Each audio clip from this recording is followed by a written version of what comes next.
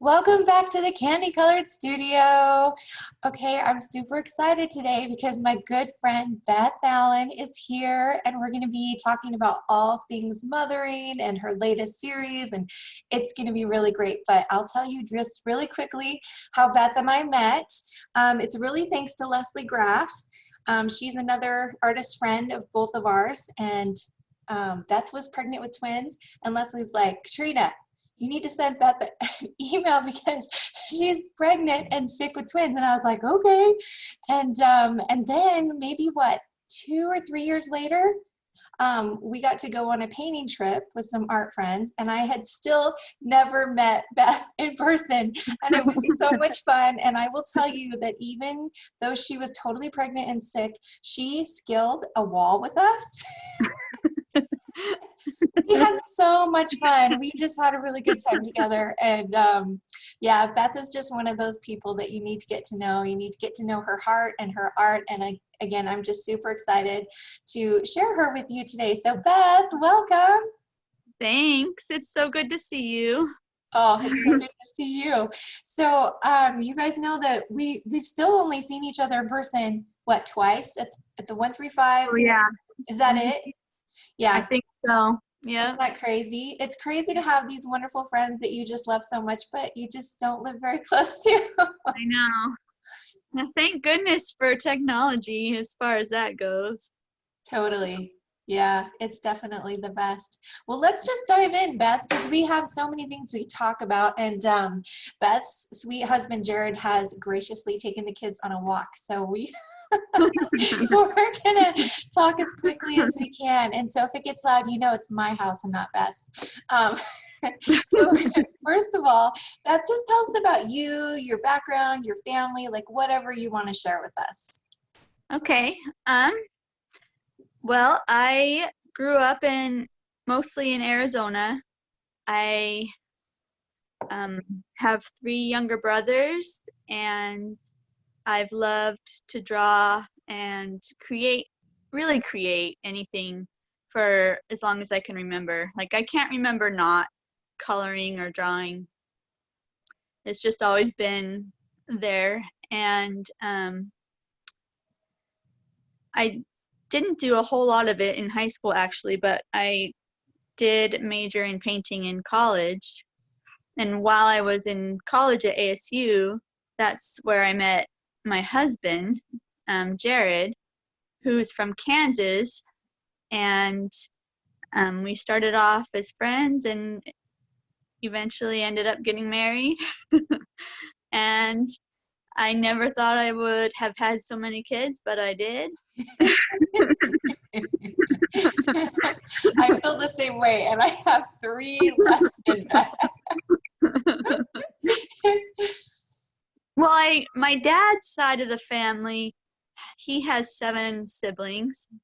And so getting together with cousins, regularly was so much fun. Like, I had so many cousins, and we would get together, and it was just like one of my favorite things. And I always thought, oh, it'd be so fun to have a big family.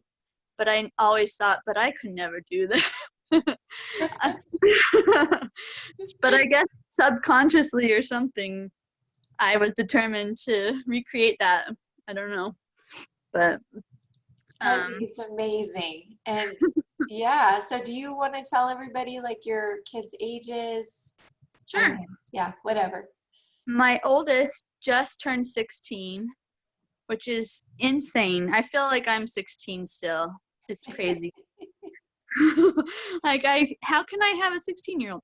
But yeah, my oldest is 16, and her name is Ella, and then Rory, also a girl, is 15. My oldest boy is Hudson, and he's 12. And then Violet is almost 10. She'll be 10 in a week. And then Ames is 7. The twins, Bodie and June, are 3 and on fire. And then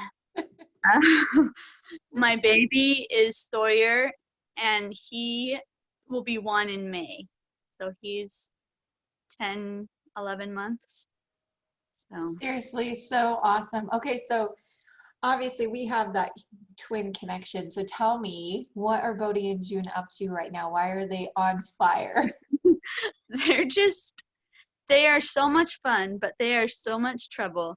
They are just constantly getting into things and being loud and running around, and it's it's just a lot to take care of, but they are hilarious and cute and fun, so it makes up for it. That's so awesome. Yeah, I felt like with our twins, once they turned 3, we were finally getting enough sleep, but then that's when they wanted to be outside all the time, which is great, but it made the neighbors so scared because they didn't want to back out the driveway. They were always just afraid that there was going to be a twin to run over, right? Yeah. And then our next door neighbor across the street, they have a little boy who's just a year younger than our boys, and so they were afraid of him as well. But I think the twins kind of trained everyone, because then we got new neighbors with new little people, and I think everyone is a little bit more used to it. But I think about last summer, or maybe when they were like 4.5, was when I started to stress less about them. So hopefully hopefully if Hold you can on just till hang in then. there one more year, because now they can just go outside, and they'll, like, I'll go out with them for a minute and remind them, please stay right here while you're watching the construction, and they can actually understand and do that. You know what I mean? Whereas before I'd have to be sitting next to them, but now they can just sit there and watch the tractors and bulldozers go all day, and I know that they're okay, and I can see them, and even though I'm like 70 feet away, I'm not worried. Do you know what I mean? Yeah. Yeah, listening is not my twins' best quality right now. Yeah, I'm sure they'll get there. They'll get And there. They'll get there. it This has is, been nice that they always have each other to play yeah, with.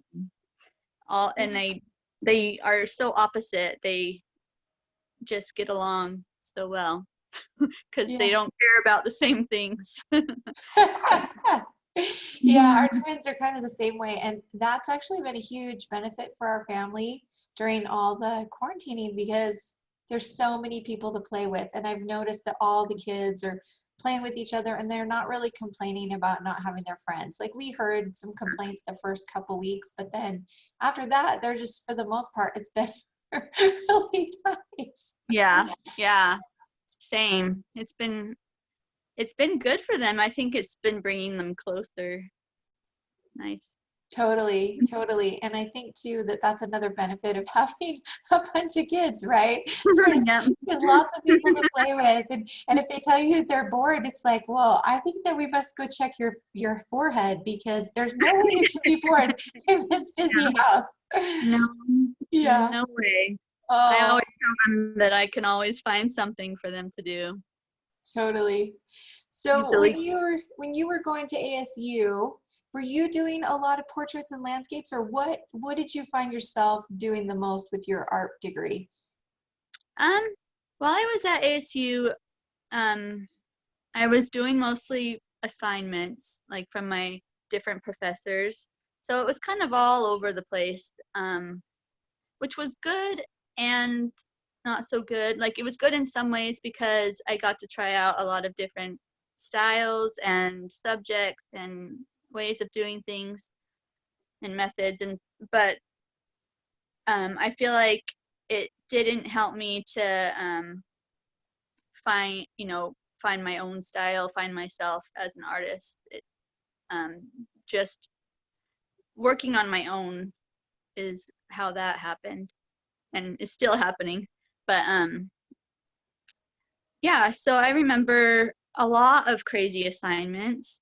I remember one we had to mix, like, I can't remember exactly, like 50 shades of different shades of green, and Oh, put them on like a paper. They all had to be different. And then I guess in my life drawing, my life drawing classes were as close as I ever came to doing portraits in school. But I feel like those really help with my drawing skills, and you don't so much focus on the face, but just being able to look at something and try to see it as a shape instead of a person. So that helped me a lot with that. But really, I didn't really stick to one thing. Like it was just All all over over the the place. place. So, I mean, obviously I feel the same way. It took me a long time to figure out my style, but how long do you really feel and I feel like you too. Like I feel like it's still progressing and growing and exploring. So, how long did it take for you to feel like, okay, I like this series. I'm going to pursue this series, or I like this style. Do you know what I'm saying? Yeah. Um, the first time I remember I was happy with some of the work I had done, and I was like, yeah, that feels like me, was probably when Ames was a baby. So that was like 6 or 7 years ago. So from college till then, that's how long it took for me Wow. to figure it out. And with kids and raising kids and stuff, I wasn't always very productive, but I never stopped creating art. Like I always had it somewhere. Totally. Yeah, and I think that that's so good because I think for a lot of us, we think, oh, I have, we might catch ourselves saying, okay, I have a family or I have other responsibilities. I couldn't Mhm. possibly become an artist. But Yeah. clearly, we do have to put in the time. And yes, we may not have 8 hours a day like some artists have to paint. Maybe there's only an hour or two in there that we can work on it every day. But clearly, by putting in that time and that effort, I don't know, for me, I kind of feel like it becomes this language that you just can't help but cultivate. And you Yeah. just can't, the more you paint, the more that it just comes out in that same way. Yeah. You No, just that's a can't good help it. comparison. Yeah, I agree. That's awesome. So, okay, so you guys, I have loved that since I've known you, or at least known of you, you've actually lived in several places. And I love that about your family. And I love that you've documented the different places with your landscapes and then also the story of your family. So, what are your favorite parts about the landscape now that you live in Kansas? Um, well, Kansas, I think and I thought of it this way before I lived here. I think you think of it just plain and flat and kind of boring, but we live in the very eastern part of Kansas, right outside of Kansas City, and it's rolling hills and forests, and so it's really beautiful here. And it has the seasons, which I never had growing up in Arizona. And so it's just like I feel like I'm like a little kid when the seasons change. my my kids are like, "Oh, yeah, the trees are changing," and I just get so excited about it. But so that's probably one of my favorite things about living here is having the seasons, because I feel like it's just something you can depend on each year to happen, but also, different kinds of beauty. Like every season has something amazing and beautiful about it and bad about it. but but it's just like that variety. And one of my favorite things has been summers, mostly because I never liked them in Arizona. But here it gets hot. I wouldn't say hot. It gets warm here and humid, but you can still go outside in the summer. And the fireflies, which are so magical, and I never saw them, and I just love. I'm getting excited for them already this year to come back.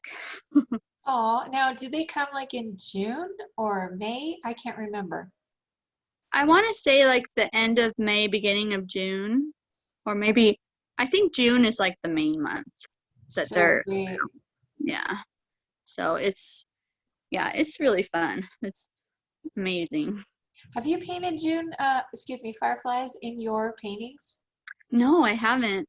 Oh, okay. I know you have a million things to paint, but put it on your list. Wouldn't I that be will. so magical? I remember we went on a family trip back east to see church history sites, and I think it was one of the first times we'd ever seen fireflies other than Yeah. on a movie or a picture, and we played hide and seek out with the fireflies all night. It was just so much fun. Yeah, it is. It's so, I don't know what it is about it. It's just so magical. That's so cool. Well, I love your landscapes. I love that you a lot of times will go out to Jared's parents' farm and then paint while you're out there. And if you want, tell us a little bit about that because that's a magical place for all of you.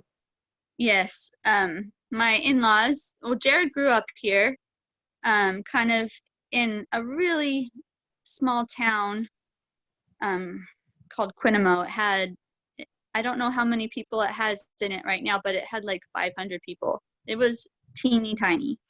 And they have a farm out there, and it's about a 45-minute drive from our house. So usually once a week, um, Jared will take the kids down there, or we'll all go down there because, it's just the kids can run around. They have 60 or so acres to explore, and there's just so much to do there that's outside, like and so many animals and gardens and just in a forest. I just feel like it's really therapeutic and peaceful for us to get out there and out in nature. So, but we Totally. usually do that like once a week. And a lot of times, if I have a lot of work I need to do, Jared will just take the kids down there and I'll stay here and be able to work, which is always amazing because I'm like, I can get so much more done now. But Yeah. Well, okay, so I'm curious. So did Jared's parents, did they run the whole farm by themselves or did they have some like farm hands or employees that come and help them? Because it sounds like there's a lot more than I even realized. There's a lot of animals, a lot of gardening and crops to take care of, it sounds like. yeah, I really don't know. I know that his dad and brothers would help each other out, but I don't really know to the extent. I guess Jared does remember baling hay every summer and throwing it up into the barn Yeah. and and running the combine, and he tells stories about that. But yeah, I'm not sure. I don't think they had help. I think if they did, it was just family. Yeah. And so Jared, how many kids are in Jared's family? He has two siblings. Okay. Yeah. So they would all help out. And it's also a seasonal thing. A lot of times when you have farms, I mean, the animals will be having babies in the spring and then you've got to take care of the crops at the end of the summer and I don't know, just all those things. But hopefully it's kind of like projects throughout the year and it doesn't usually all happen at the same time. Yeah. Yeah, but it's fun. It's fun to go out there and see that, you know, it's kind of romantic farm type of life, but so Yeah. different from the city or so different from where I grew up. It's just, it's nice. Totally. Yeah, it is nice. And I love too how you're still very connected with Arizona and other places you've lived, and you do a lot of commissions based on, paintings of those places. Like I have some of your cactus or cacti, which I totally love. I'll post a picture when I post this episode and show you guys. But yeah, it's so much fun. Yeah. Okay, so let's talk a little bit about school. So obviously you felt like schooling, you were just exploring and doing all these fun things, but then you really had to put in the work to like figure out your style and where you wanted to go. So what kind Yeah. of advice would you give to artists and creatives who are just finishing high school?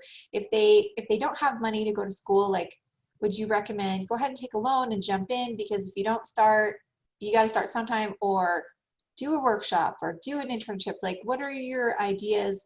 Like if your girls Yeah. wanted to do it, what would you tell them? Um, Honestly, if like I couldn't, if I didn't have money to go to college, I would not get a loan for it. You can learn just as much or maybe even more from going to these workshops, and they have so many workshops now and everywhere, and I want to go to them. But I feel like you can, if you really want to do it, then you'll put the time into it and you'll take the workshops and make it happen. Because really, having a painting degree, I've never had to like pull out my painting degree and say, here's my degree in painting, you can buy a painting now, so it I can say I graduated college, I guess, but it hasn't been what's helped me in my own art business. My art business has just been trial and error and just doing it, just trying. But yeah, unless you want, the college experience, I guess, then I wouldn't recommend going into debt for that when you can do no. it. I appreciate all those comments. And two, like if you think about it, there's workshops that are more expensive than others. Sometimes you have to fly specific places. Like one of Beth and I's friends, like she flew to New York for a really special workshop. And I think that's super awesome. And it's great for her at this time in her life, but not everybody can do that. And yet now we have like even workshops online that you can do that are fairly inexpensive. And when you sign up for 3 of those in comparison to a semester of tuition, you could still be working and taking those classes and learning and growing. And then if you feel like you can save up enough to go back to school and you really need to go to school, then I think that you'd have that opportunity. But I really appreciate you saying that, because I think that it's really tempting for us to feel like it's the only path and that's the only way to become an artist. And you're right, nobody's gonna say, where's your certificate before I buy this painting? I need to see your college graduation diploma. Oh, that's awesome. It's funny. Oh, and what's funny too is most of the artists that I know that have been successful did not go to college for art. And most of the people that I know that went to college for art aren't active artists. And I think that's just so funny. Like it's totally what you're willing, if it's important to you and if you just want to make it happen. A degree won't change that. So. Yeah, and I agree. I think that especially with technology and times changing, even just with Corona right now and all the things that we're going through, everyone's looking at their businesses and what can I do better and what can I do differently to make it through this particular time. And that's really no different than you and I trying to make our art businesses work. It's just like, okay, let's try this. All right, that worked. This didn't work. Keep moving. Totally. Oh, well, that's good. Thank you for all that. I really appreciate it. So the other thing that I think that it's hard for people when they look at artists like you and I that have a bunch of kids and say, how are you doing it? And I think that for me, it's like, well, clearly I'm not doing everything that you think I'm doing. I'm giving up a lot of things. So what are some things that you found that you needed to give up to become a mother artist? Well, I've given up. I think it's, how do I say this? Like it's just learning to go with the flow and to be okay if things aren't perfectly clean, and like knowing that the world won't end if the laundry's piling up. Like being able to see that those things are, short term. Like I'm not going to be in the future, saying, oh, I wish I would have done more laundry or something. Or you're not going to get like an award for having the cleanest house. And I do like a clean house, and it has been difficult sometimes, like, because I'm a visual person, and so disorder can stress me out. But learning to kind of see past that and being okay with the chaos and imperfection, and kind of embracing it and just accepting it as part of the life that I want to live. And I want to live a creative life, and I want my kids to see that everything doesn't have to be perfect for them to do what they want. So that kind of got off top. I don't know if that even answered the question. No, that but, was perfect, Beth. That was perfect. Keep going, keep going. Yeah. So I guess to be more specific, my house isn't as clean as maybe I would like it to be. I don't watch TV. I rarely watch TV, I guess. I'm really not, if I have a spare minutes, I usually paint, even if it's just like for 10 minutes. I'll go in there and just do a few strokes and then get interrupted and be like, okay, I'll come back to this, so it's just, that's a big part of it too, is not being hard on yourself if you can't find the time to paint. If I'm like really geared up and expecting to have like a solid painting session, like 3 hours or something, which is a big deal for me, then it doesn't happen. I can be really upset about that, and in the past I would be upset, and then I learn, well, you just have to, and it kind of goes back with going with the flow. You just have to be like, well, I'll get this later, and it will happen when it's time to happen, and to not be hard on myself for not being able to paint. So Yeah, no, I love all those things. And that's really a beautiful way to live too, because whether you're an artist, a baker, an interior designer, I mean, whatever it is that you love to do and the way that you want to be able to serve the world, most likely you're going to have to give something up. And most of us do have to give up a perfectly clean home. And you're right. Nobody's going to say, Mom, I wish you would have done more laundry when I was little. They're going to yeah. say, I'm grateful that you painted, and I'm grateful that you took the time to read with me and create with me and bake with me. Like, we haven't mentioned this yet, but Jared's like a really amazing artisan baker. And so there's so much creativity going on in your home. And again, those are the things that the kids will remember and that they'll appreciate. And if they remember a pile of laundry, they will giggle and say, thank goodness Mom still painted. So she could be sane, because there were so many of us and so much laundry. Right?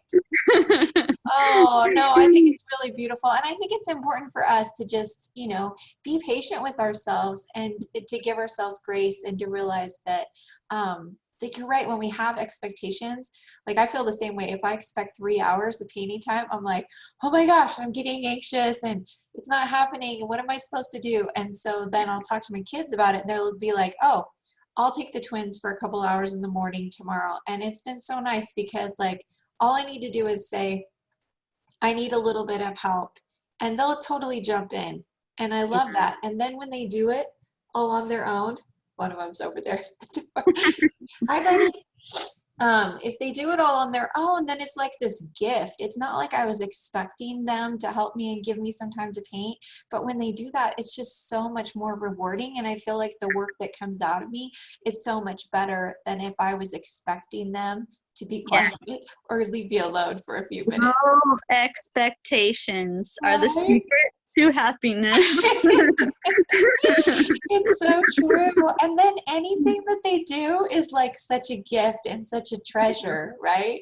You're like, oh, that's so nice. Somebody else made dinner. Oh, I'm so lucky. I'm so lucky. Yeah. Oh, that's awesome. True. Well, so one of the reasons why I wanted to talk to you today is because you have a launch coming up. And so let's talk a little bit about, I mean, I consider you an expert in launching, Beth. I know you may not feel that way, but one of the reasons that I think that you do such a good job is just that you're not afraid to try. You're not afraid of being perfect about doing these things. And so you regularly, the whole time that I've known of you, you've like, I think when I first started following you, you would just do little paintings on Friday and offer them to Instagram followers. And I thought that was such a fun way to just offer your workout, not expect anything, but then you were always so happy. Like, you know, it was, Yeah. you could tell that it was just a really sweet thing. And so I think that that's one of your gifts, is that you're not afraid to try and you just jump in there and go for it. So, our Candy Club has been talking about how to release an online series, and we spent a whole month kind of digging into the different ideas. But, you know, you've been doing it for a long time. So I guess the first question is, does it ever get comfortable, or are you constantly finding new ways to do it better? And then what kind of advice would you give artists or just anyone trying to sell things online for the first time? Okay. Thanks for the nice things that you said. But first of all, but the reason I like doing series is because is probably different than what you would expect. I just like focusing on one type of thing at a time. So for a few months, or you know, however long, I just paint. And then for a few months, or not months, for a few weeks, I just frame. And then for a few weeks, I just take pictures of everything. And then for a few weeks, I, you know, post it online and do shipping. And then it kind of, the cycle starts over. But I like having each little category like that. So when I'm in painting mode, I can just be in painting mode and I don't have to worry about shipping and, you know, all the other things. And then also it's a nice break, because after I finish a series, sometimes I'm like, oh, I have no more ideas. It's nice to have that little break after, and until I start feeling inspired to paint other things. And like that break of shipping and packaging and photographing all the work and, you know, working on my website, just, I feel like it just works with my head. Like it helps clear out the series and make way for a new series. But that's really why I do it that way. And it just is the easiest for me to keep it straight that way, with, you know, having so much going on in other areas of my life.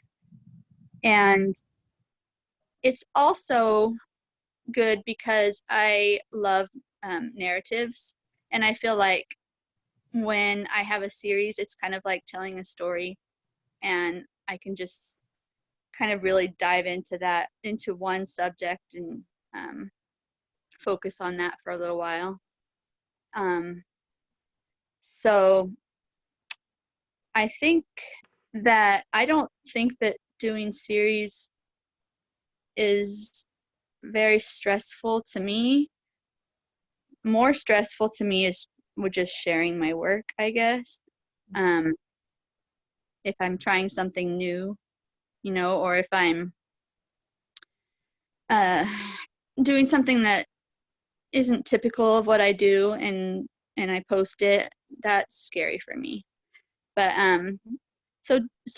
releasing the actual series isn't really super scary for me. It's more of, but you know what? But I will say, the first time I was super, super nervous about releasing it, because I was like, no one is going to buy anything.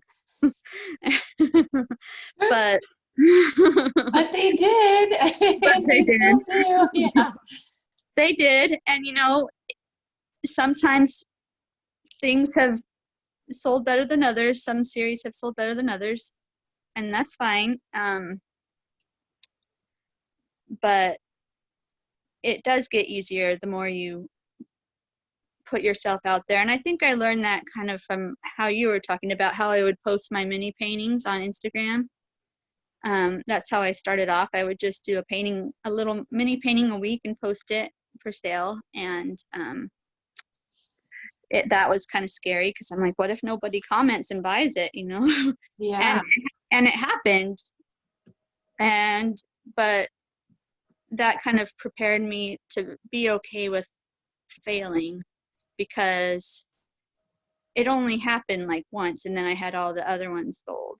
So it was worth it, like the failing was worth it, and just kind of getting over myself and be like, yep, I can fail, and I can make bad paintings sometimes, and I can still make good paintings. Like, it's not an all or nothing thing. But that was, a gradual process for sure. Definitely. Well, I think this is really good advice. I love how you talk about how you just very purposely went through each process and you spent time and you simplified your life so that you could do that, right? So when you're in painting mode, you're always in painting mode. And so I think something that, like, I can learn a lot from this.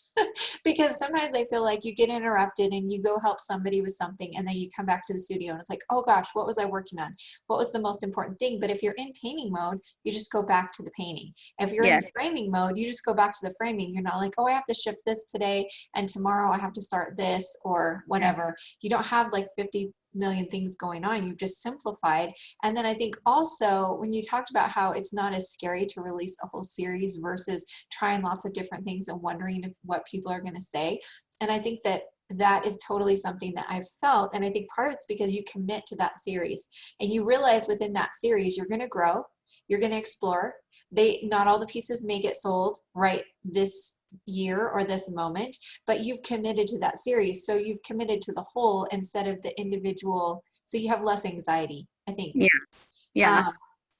And then I Yeah. love how you just talked about how failing makes it totally worth it. And I just couldn't agree more. Like if we don't have those low points, we're not able to celebrate those wins. And like you were saying, like you still sold all of them but like one, which in my opinion is like a huge success. A lot of times for me, like if I create a series and I only sell like 4 or 5 of them, I think, oh, this is awesome. I still think it's great. And then I know that people will buy other ones later, but I think again, that one tiny failure is just so minute compared to what you were able to gain from the whole Yeah. series personally and just, being able to share that with the world. So Yeah. that was Yeah. good. Why focus on that when it's just, and I think in the moment it's harder to see that. It's easy looking back and being like, oh, well, yeah, that wasn't so bad. In the moment, it is harder. But if I'm still learning this, if I can learn to take a step back and maybe see the big picture, like, of my life, like she created a series and no one bought anything from it. And then she created another series and she did a little bit better. Like, that's not a bad thing. It's just a thing. It's just an experience. So, I guess good or bad, I would rather have the experience than not. Absolutely. Yeah, I totally agree. Oh, I love that. Okay, so let's talk about your series. Let's talk about the series. So we're recording this just a few days before, but the day that this launches on Monday, the 13th, you will be able to listen to this and then go straight to Beth's shop and her series will be available. So tell us all about it, the narrative, the inspiration, the style, like whatever you want to share. Okay. Yeah. So, yeah, I'll even share. I'm in the uh, the website portion of my process. So, which is the one I'm probably the least good at, but that's okay. But a few years ago, let's see, I want to say 3 or 4 years ago, I started a mothering series, and it just happened to start in the spring, which happened to correlate with Mother's Day. And I noticed that people were really connecting to it, and especially for the time of year, they were wanting paintings like that. And so the next year I was like, well, I might try that again. And so it just kind of has become a tradition. But I originally started doing mothering paintings because, I mean, obviously it's something I can relate to, and I feel like if you can relate to it, you can express it better in your art. But I think it's something that is so undervalued in our society, and it's either kind of put on a pedestal or seen as like, oh, you're a mom, that's all, that's all. But I think that motherhood is one of the most, important things that a person can be. It's definitely the most important thing to me, being a mother. It's brought so much more meaning and humbling experiences to my life. And so I guess since there's um, so many feelings that are often negative about motherhood, I wanted to create some positive feelings about motherhood that were not like unrealistic. They were just more like the simple moments, the little moments that when you're a mom, you will always remember, like leaning over to tie your child's shoe. That was one thing, like giving your kids baths, having your kids at the counter with you, just all these little moments that I know one day I'll be like, oh, that was, I'll miss those moments. But those are the little things that make motherhood what it is, and, make it so beautiful. And so I just wanted to try to capture those moments. So, and I don't really have any examples of putting mothers on a pedestal, but that's what I was trying to avoid, like the unreal expectations and pictures of motherhood, the perfect mother. So Well, you do it so well, and I have loved watching and following along these past few years. And it's so fun because I was thinking about it the other day. I'm like, oh, this is totally the season for Beth's Mothering series. I'm like, I gotta see when she's launching. And you guys, if I hadn't reached out to her that particular day, this wouldn't have happened because I didn't realize we were so close. I didn't realize we were so close. It hit me last week. I was like, oh, I better get busy on this. I better get on the website. Yeah. It's not my favorite part either. But yeah, you do such a good job of capturing those tender moments. And I don't know if this will sound like a compliment, but it's totally meant to. I'm just setting it up. I feel like for years, there's some beautiful artists that you and I love. And I really shouldn't say their names, but their artwork, they would show mothering and show the life of a mother, and the critics were so hard on them and they didn't appreciate their work. They would always give them these terrible reviews, like another home artist, another hobby artist woman. And what they were creating, obviously some of these women now are finally getting the accolades they deserve, but it's so frustrating to realize what a difficult road that they took trying to portray motherhood. And I feel like for them, I was so grateful that they stuck it out, number one. But then I've noticed that in my time as an artist, that there are a few artists that have done really well depicting motherhood and parenthood that are men. And when they depict it, everyone says, oh, they're so sensitive, they're so intuitive, they're so thoughtful. And so they just run and buy their artwork. And I'm grateful that they're buying it because we need to celebrate motherhood, parenthood, this nurturing side of humanity. But at the same time, like, it's kind of frustrating for some artists, and I feel bad for these women artists that just weren't taken seriously. So I guess this is where the compliment comes out. I feel like you were so authentic. You were never like trying to, like you say, put motherhood on the pedestal. You were trying to be so authentic to these little small moments and fortunately, you have attracted an audience that could connect with that and could celebrate it and weren't so worried about what a critic would have said, 30 years ago when you and I were young, and so I feel like, not to say that it's been easy for you, because I'm sure it's always an uphill battle, but I'm just so grateful that because you were so true to yourself and your heart, and you were in the places where those women could find you and find that art, it's been a really just really wonderful for me to watch that, and it just makes me want to celebrate you even more, because it's like, yay, finally. I think part of it's like, yeah, it was harder for those women because, yes, it was a different time and they didn't have Instagram, they didn't have, the internet and be able to connect with the people.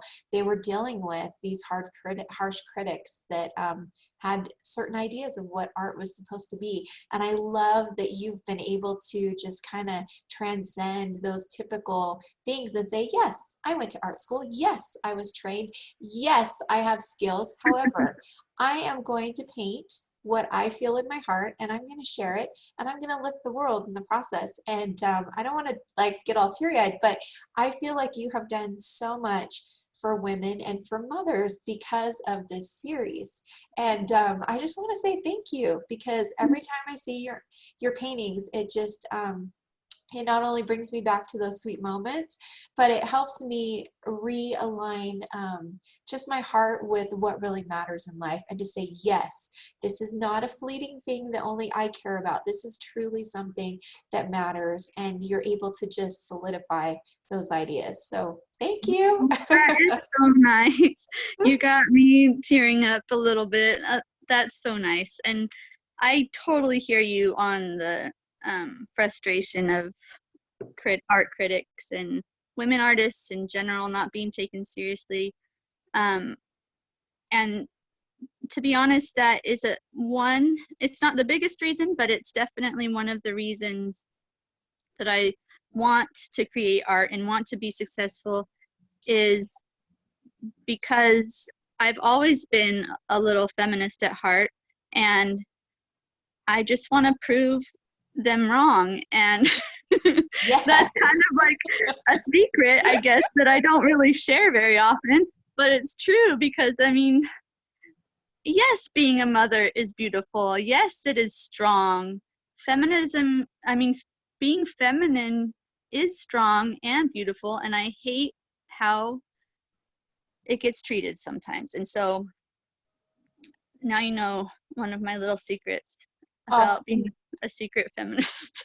I love it. I love it. I'm so glad. I kind of knew deep down that you were a secret feminist, but it's nice to share it. And I think that it's nice too for people to understand, like, for those of us that know you personally, know that you really are one of the kindest, beautiful souls, gentle, just peaceful souls. And for you to say, motherhood and women are strong, and women are powerful, and women can do great things, and that, yeah, it's okay to be a very peaceful soul who is kind and patient and all those things that I see in you, and yet still you need that strength, because if you don't have that strength, how can you be patient and kind?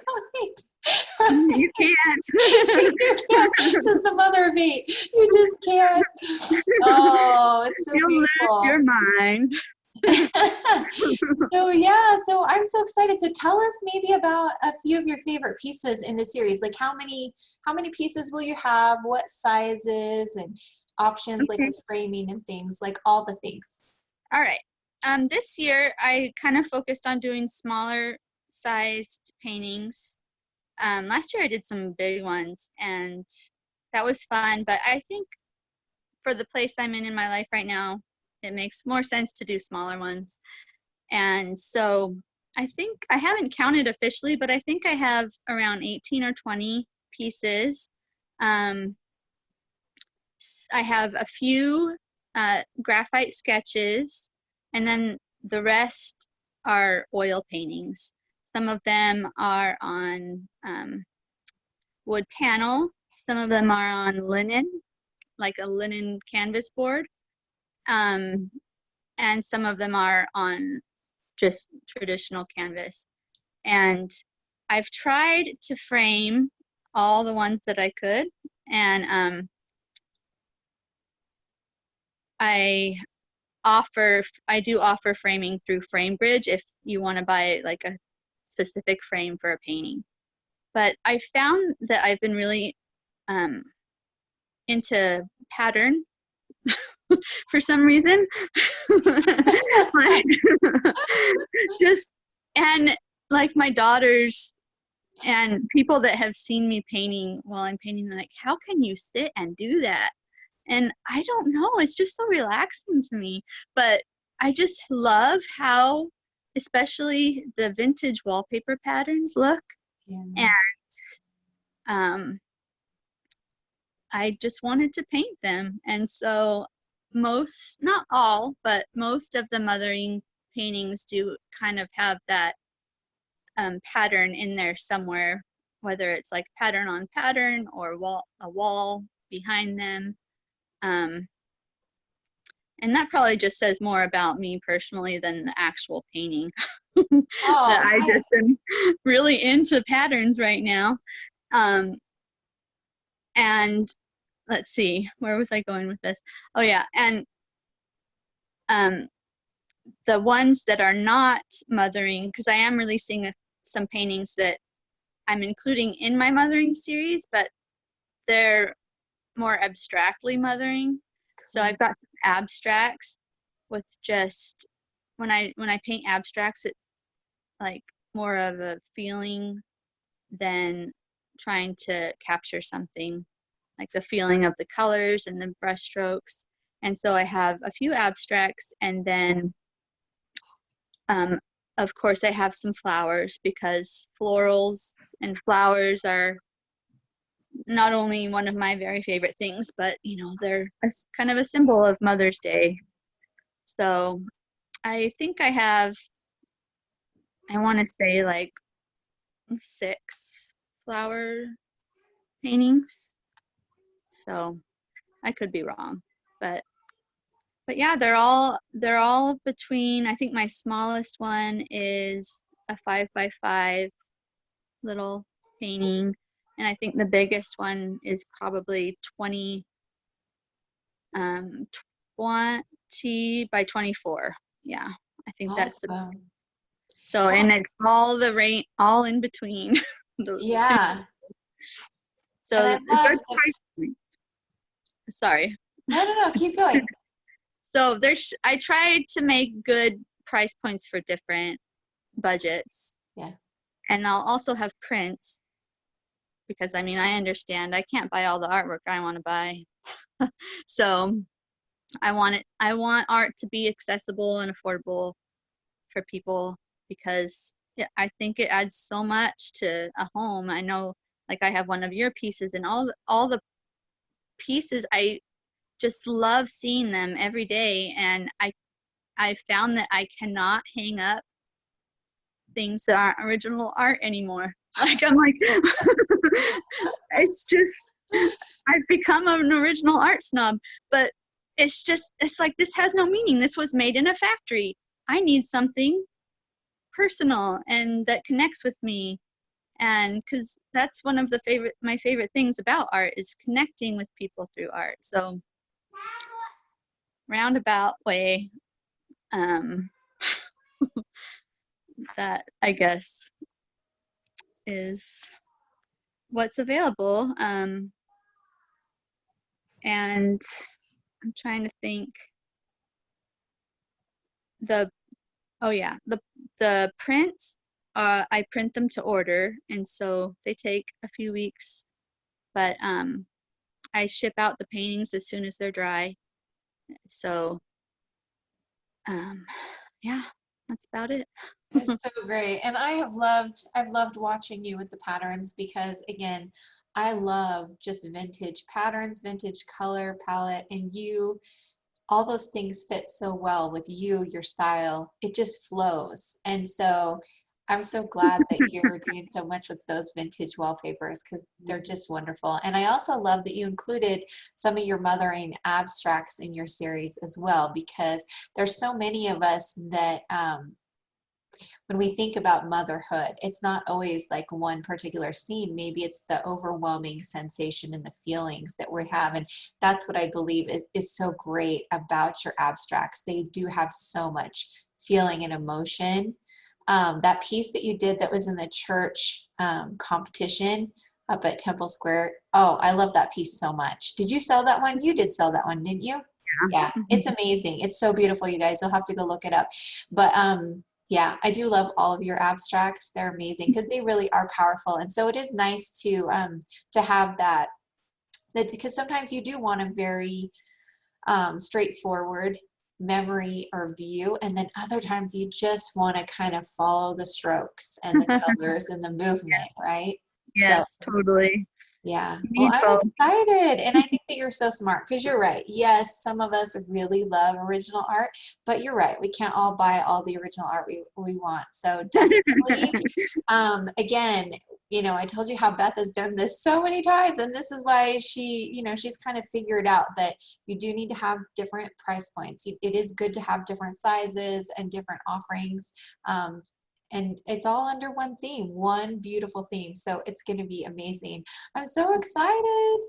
Oh, thank you. I am too. So tell us, like, what are some series or projects that you have on the horizon? Like, what's next for you? Um, that is a good question. I don't know. I I love that answer. That's so good. It's so comforting for so many of us. I don't have a plan. My plan is to paint. And other than that, and I really don't know. Like it's funny because sometimes I will have a very specific idea or plan for a series I want to do, and other times I just have to kind of feel as I go. Like, Yeah. so I'm thinking that after this, that's what it's gonna be like, unless Oh, I have a striking revelation or something. But no, I love that. And I think that we need to be reminded that sometimes there's a specific plan coming, and other times it's okay to just wait. yeah, We talk about waiting upon the Lord, and it's the same thing with our art. Sometimes we just have to be patient and let our heart guide us, and there's really no right or wrong way to do it. So I think that's awesome. Okay, so any other events? Obviously, all of our events, any big shows that you yeah. probably were hoping, they've probably all been canceled, right? Like how many things did you end up having canceled, Beth? Well, luckily I didn't really, and since I had a baby last year, I just did online stuff, so I didn't have anything canceled. Thank heavens. Good for me. I Yeah. know a lot of artists did, which thank goodness we still have online, But Yeah.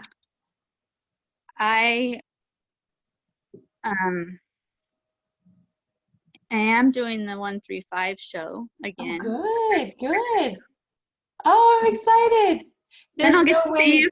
for a third time. Yeah, I'll And get it to see better you. not get canceled.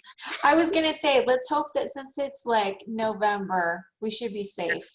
Yeah, I would hope so. Yeah. Yeah. It Oh, better I'm be. so excited that you're doing it again. Because you took a break for a year, didn't you? Or is it 2 years? Just No, one. just 1 year. Just one. It's been 1 year. Yeah. Yeah. Oh, that'll be fun. Yeah. That's super exciting. Yeah.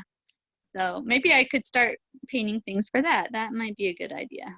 Yeah. Yeah. And then you could still let your heart guide you in between all of it, you know? Yeah.